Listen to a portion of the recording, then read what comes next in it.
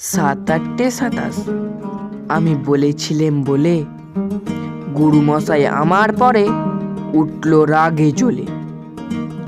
মাগো, তুমি 5 পয়সায় এবার রথের দিনে সেই যে রঙিন পুতুলখানি আপনি দিলে কিনে। খাতার নিচে ছিল ঢাকা, দেখালে এক ছেলে। গুরুমশাই রেগে মেগে ভেঙে দিলেন ফেলে। বললেন, তোর দিন রাত্রির কেবল যত খেলা, একটুও তোর মন বসে না পড়াশোনার বেলা।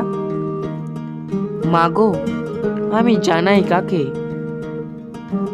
ওর কি গুরু আছে? আমি যদি নালিশ করি এক্ষুনি তার কাছে। কোনো রকম খেলার পুতুল নেই কি মা ওর ঘরে? সত্যি কি ওর একটুও মন নেই পুতুলের পরে?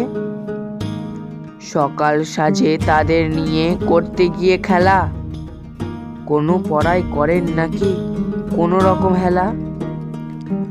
ওর যদি সেই পুতুল নিয়ে ভাঙেন কেহ রাগে, বল দেখি মা ওর মনে তা কেমন তর লাগে?